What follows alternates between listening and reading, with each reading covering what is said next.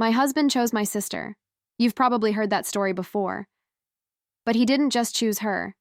He tried to erase me, to erase everything we built together. A year later, when he saw me on the cover of Fitness Weekly magazine holding my daughter in one arm and the keys to the city's top gym in the other, he learned a bitter lesson. Some things can't be erased. And this is how it all began. Everything fell apart on a Tuesday afternoon, the day that was supposed to be the happiest day of my life. I'd been sitting in my car for 10 minutes, clutching a positive pregnancy test, my heart hammering with this wild, pure joy. After 18 agonizing months in and out of fertility clinics, after a stomach bruised from injections and countless silent tears, we'd finally done it. Joseph and I were going to have a family. I pictured how I would tell him. A romantic dinner, a tiny, elegant box, and that single moment of pure bliss when he realized our lives were about to change forever. But a cold sense of unease had been crawling up my spine, a feeling I'd been trying to ignore for weeks. It started 3 weeks earlier, with a number, $15,000. That was the amount that had vanished from our joint savings account, the account we called the baby fund.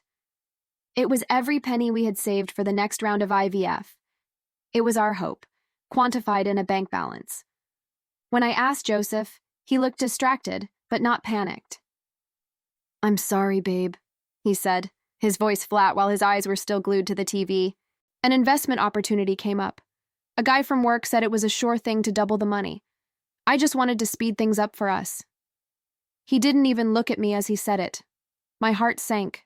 Joseph wasn't a risk taker, especially not with our future. "You invested our last hope without even talking to me?" I asked, my voice trembling. He finally turned, his face a mask of annoyance. "Can you not be so dramatic? I'm doing this for us. Don't you trust me?" And just like that, he flipped the script on me. I was the untrusting wife, the one questioning his good intentions.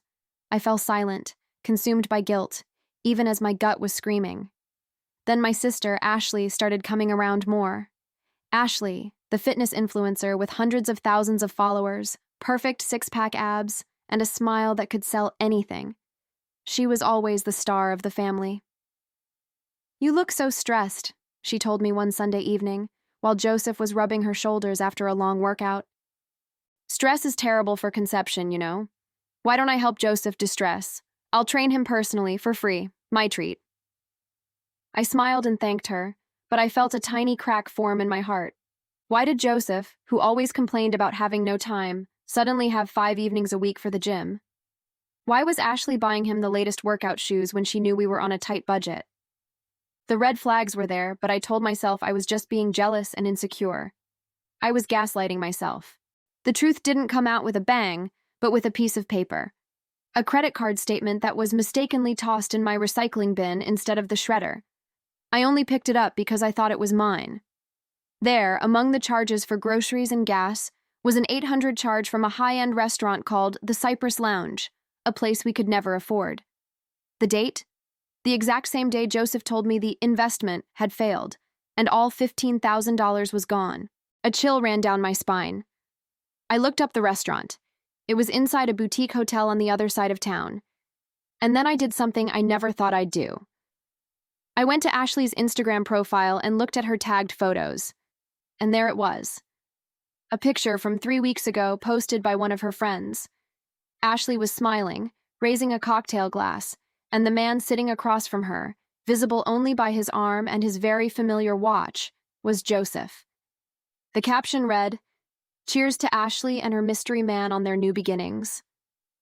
My heart stopped. It wasn't a workout. It was a date. And Joseph's failed investment wasn't a bad stock tip. It was a lie.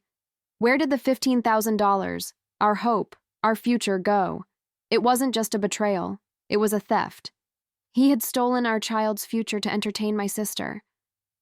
I sat there in my car, the positive pregnancy test in one hand, my phone displaying the photo of his treachery in the other. The joy I'd felt just minutes before was gone, replaced by a cold, clear rage. I wasn't going to break the news over a romantic dinner. I was going to confront them. I drove to the private gym where Ashley trained her exclusive clients. The pregnancy test was still in my purse, a reminder of what was at stake. I was ready to tell him that we were finally going to be parents. But what I saw through the gym's large glass window wasn't a workout. They weren't lifting weights or running on treadmills. They were standing in a quiet corner, and Joseph was clasping a necklace around Ashley's neck.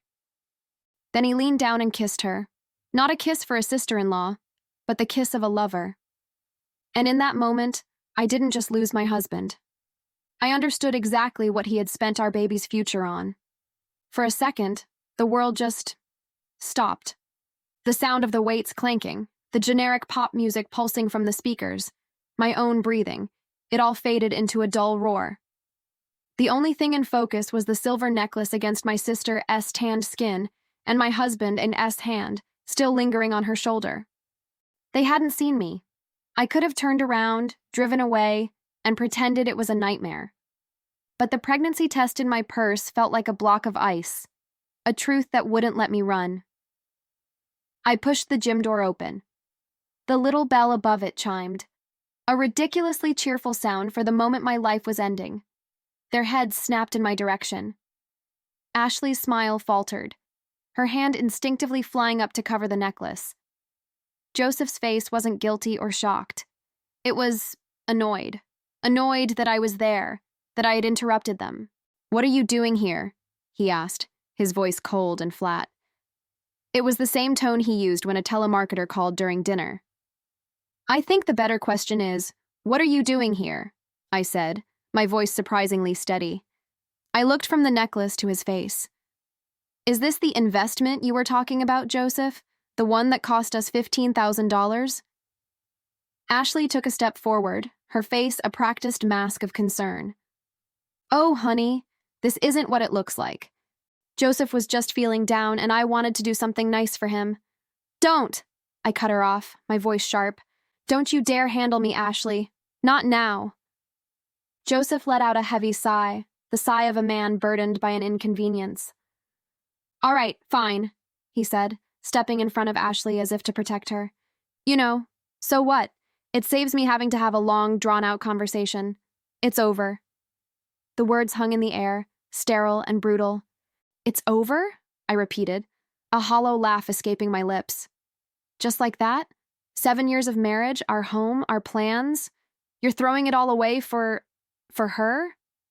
"This isn't about throwing anything away," he said, and the corporate, detached way he spoke made my blood run cold.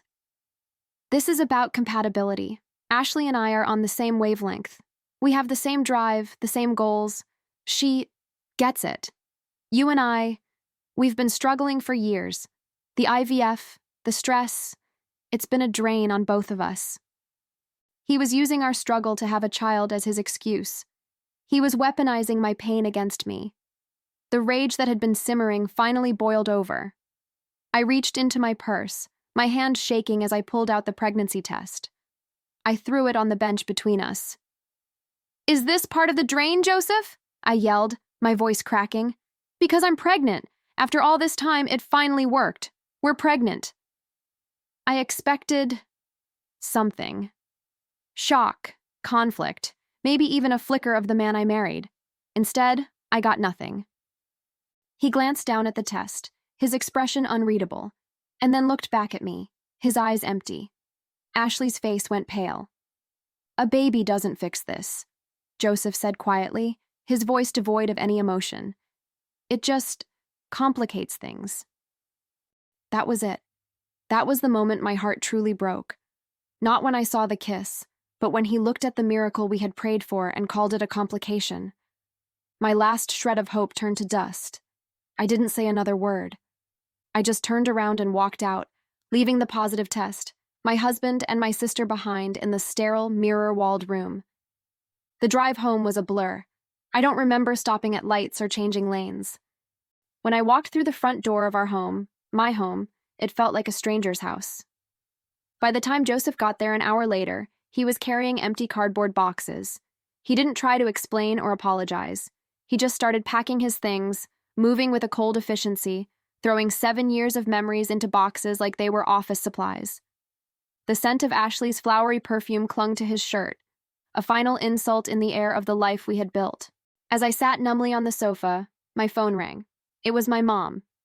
A small, stupid part of me thought maybe she could fix this.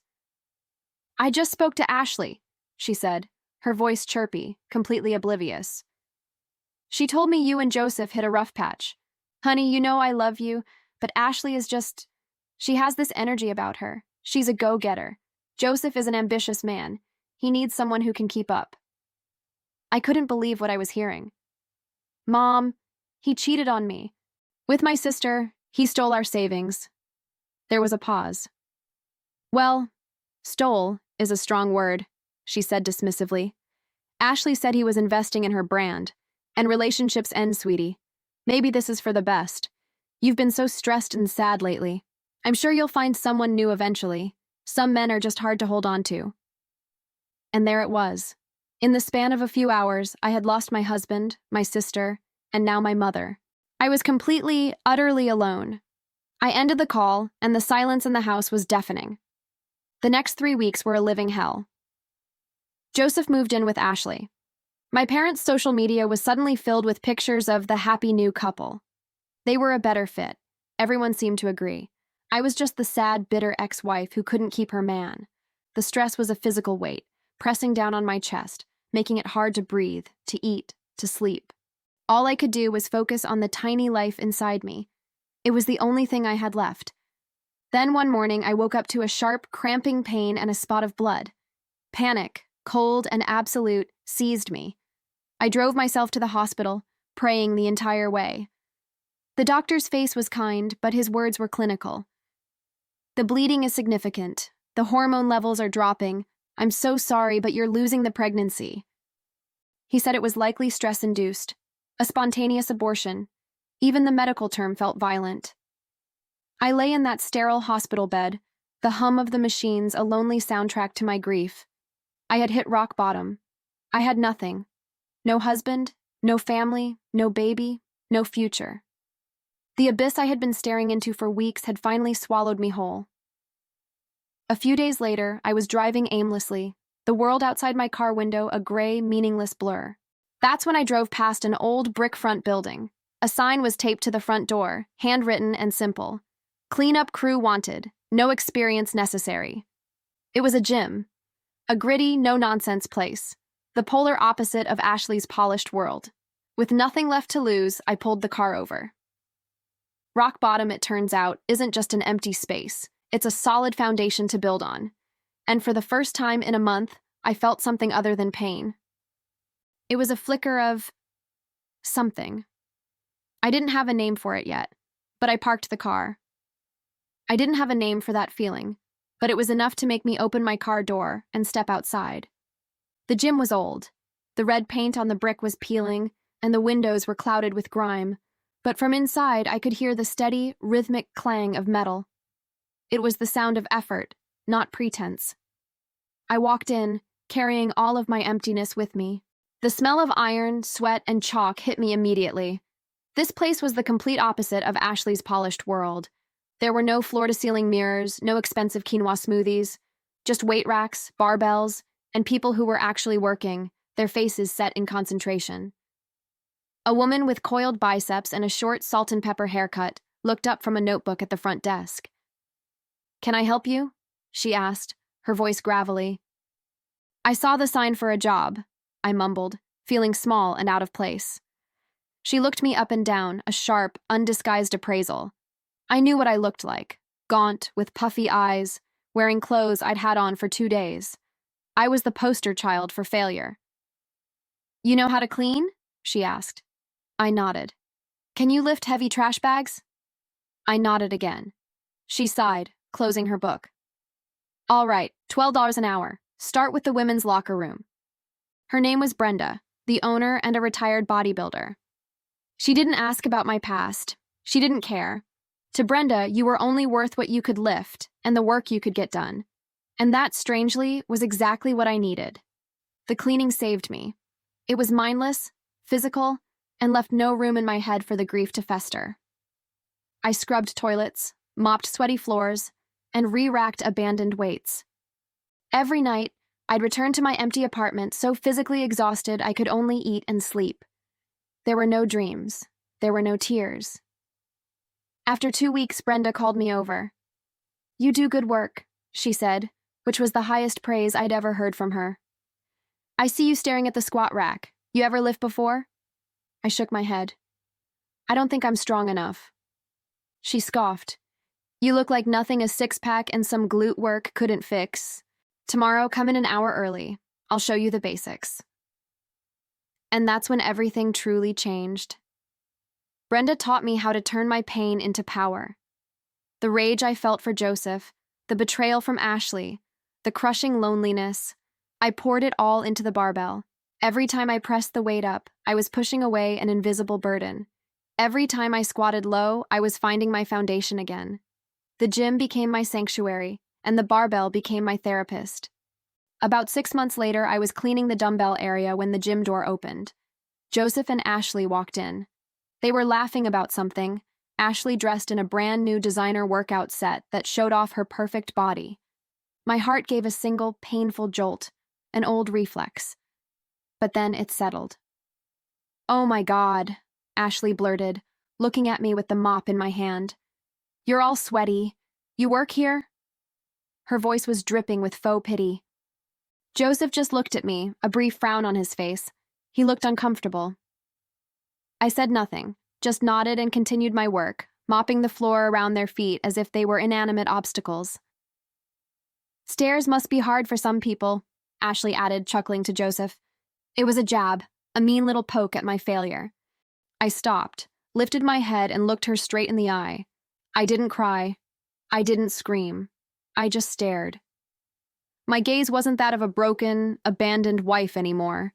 It was cold and as steady as steel. Ashley stopped laughing.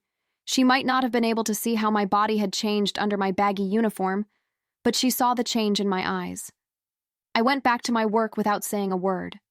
My silence, my complete indifference, seemed to unnerve them more than any venomous words could. They stood there awkwardly for another moment, then quietly left. It was a small victory, but it felt like winning a war. Brenda had seen the whole thing.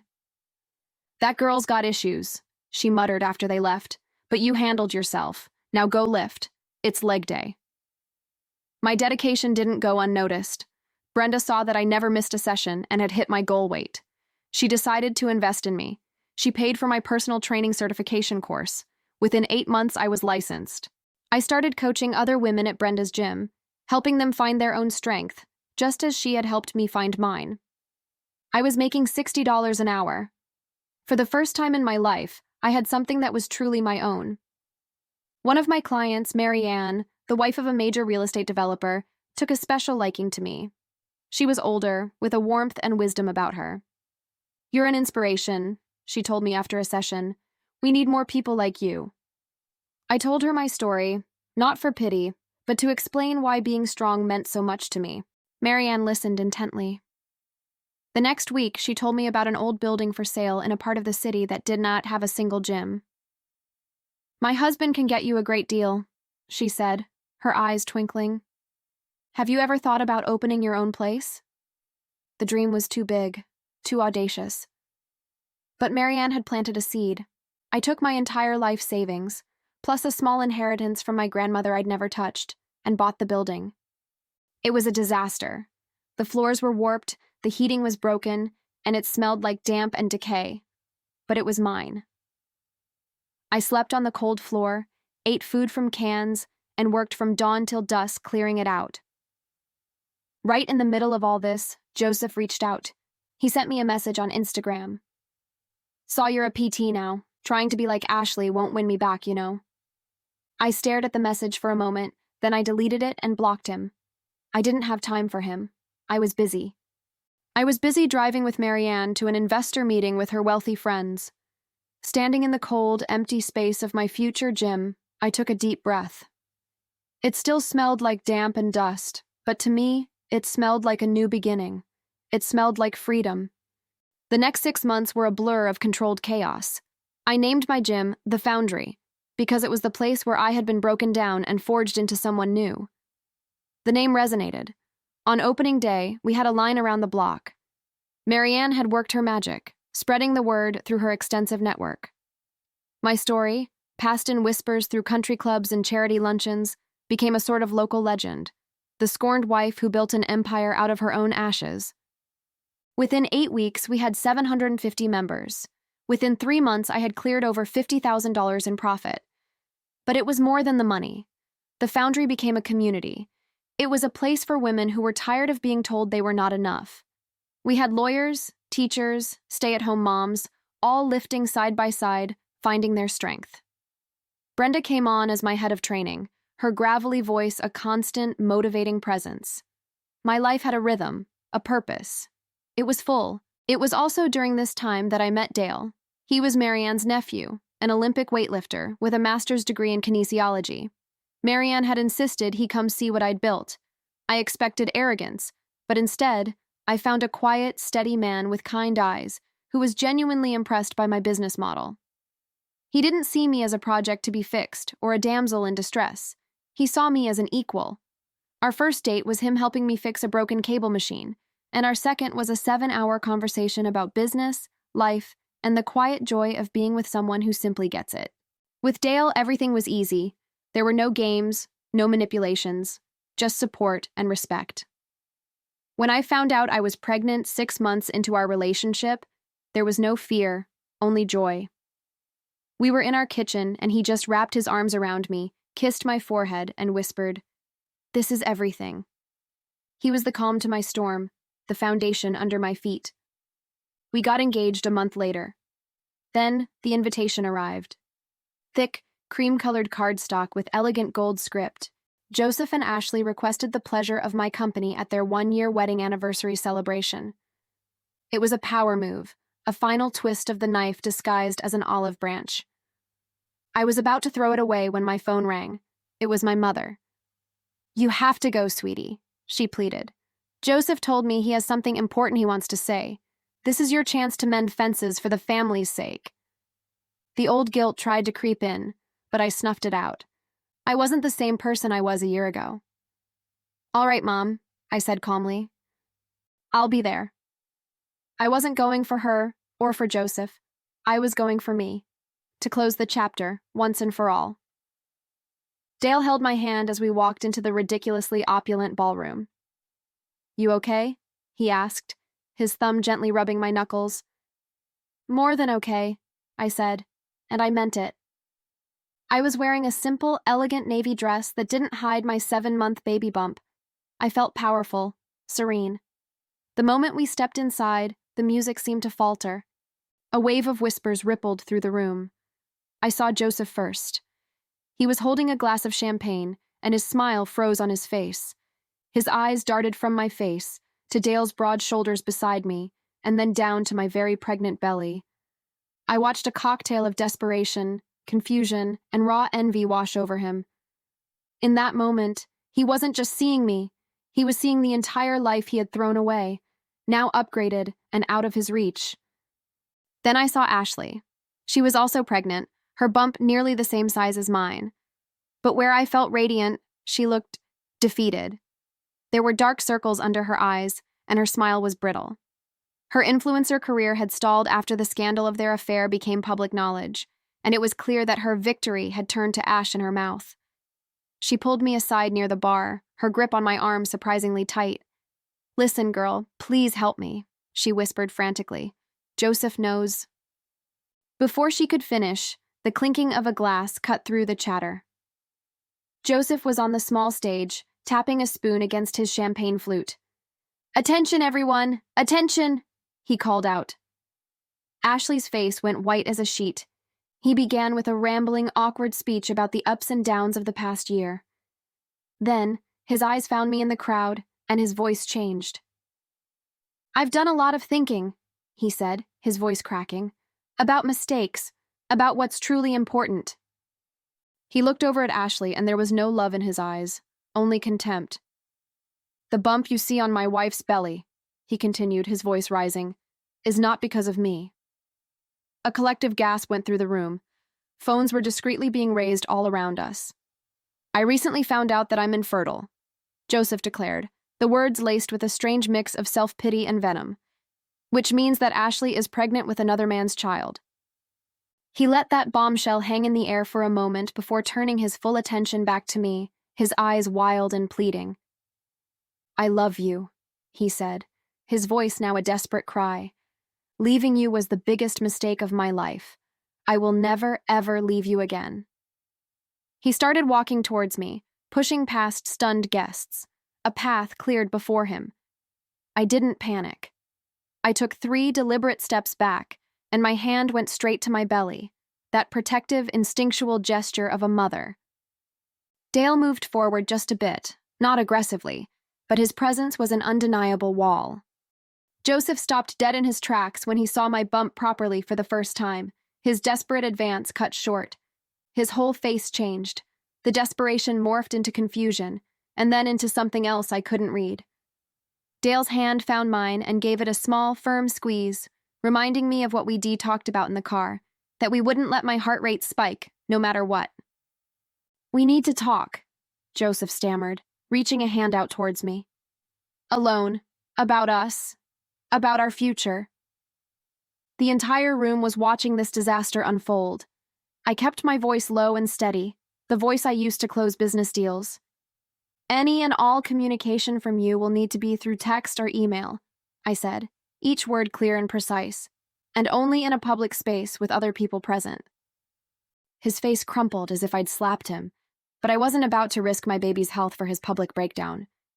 Dale and I turned toward the exit and started walking, keeping our pace normal, even though every muscle in my body wanted to run. As we passed the door, I saw Ashley standing there, mascara streaming down her face, her perfect world imploding around her. I didn't look at her. I looked straight ahead, focusing on the exit sign. We got to Dale's truck, the silence of the parking garage a stark contrast to the chaos inside. He helped me into the passenger seat, carefully adjusting my seatbelt under my bump before walking around to the driver's side. The drive home was quiet. He didn't ask if I was okay. He didn't tell me I was strong. He just put his hand on my knee and left it there, a silent, solid presence. Once we were home, I didn't cry. I didn't rage. I grabbed my laptop. While the drama was still fresh in my mind, I started typing everything out. A timeline of who said what and when, documenting the entire insane spectacle, just in case I needed it later. As I typed, Dale came in and placed a mug of chamomile tea on the desk beside me. He didn't have to ask. He just knew.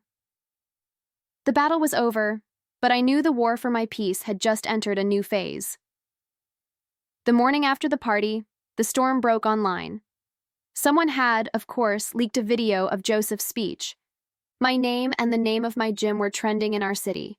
My first instinct, the old me's instinct, would have been to hide. Instead, I called a quick staff meeting at the foundry. I told them the truth, simply and without drama, and we drafted a professional statement about focusing on health and community, refusing to engage with gossip. My team rallied around me, handling the influx of nosy calls with grace. The scandal brought in a wave of curious new members, but they stayed because of the supportive community we had built, not the drama. A week later, the official-looking envelope I'd been expecting arrived. A letter from Joseph's lawyer, suggesting he had a claim to my business as it was conceived during the final months of our marriage. He was coming for my empire, but I was ready. I hired a forensic accountant, a woman with a reputation as a shark. She laid out every document, my grandmother's inheritance, the post-separation bank statements, the business loans taken out solely in my name, the investment checks from Marianne's friends. It was an ironclad case. My lawyer sent back a response so thoroughly documented that Joseph's claim evaporated overnight. The final blow was a bill sent to him for my legal and accounting fees, which, our divorce filing stated, he was liable for if he made a frivolous claim. He was left with nothing but his own mess. My mother tried to call a few times. "He's destitute. He's lost everything," she cried in a voicemail. "Our family is broken because of your stubbornness." I listened to the message, felt a brief phantom ache of old wounds, and then I deleted it. I blocked her number. Not out of anger, but out of a need for peace. Some things cannot be fixed, and I was done trying to glue together the pieces of something that had been shattered by choice. Ashley reached out once, via a text message forwarded by a mutual acquaintance. She was doing the paternity test. The father, a photographer she'd worked with, was stepping up. She asked if I would meet. I wrote back a simple, clear response. I wish you peace, but my involvement in your life is over.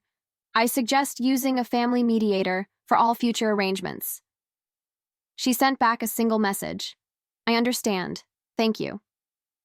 It wasn't an apology, but it was an ending. I archived the conversation and never looked back. 2 months later, my life began again. After a calm 12-hour labor, with Dale holding my hand and whispering encouragement the entire time, our daughter was born. We named her Aurora, for the dawn, for a new day. Holding her in my arms, I finally understood that what Joseph had called a complication was, in fact, the entire point. She was the future I had been fighting for. Life settled into a beautiful, new rhythm. Dale was a natural father, and seeing him with Aurora filled the last of the hollowed-out spaces in my heart. My team at the foundry managed the day-to-day operations flawlessly, sending me pictures and updates, respecting my maternity leave completely. The business I had built from nothing was now strong enough to stand on its own, giving me the freedom to heal and to bond with my daughter. About 6 months after Aurora was born, my parents sent a gift, a knitted blanket, with a card that simply said, "We would like to meet our granddaughter." Dale and I discussed it, and we agreed. We met them in a public park. The rules were clear. No talk of the past, no drama, just a chance to be grandparents. They were awkward, hesitant, but they held Aurora with a sense of wonder.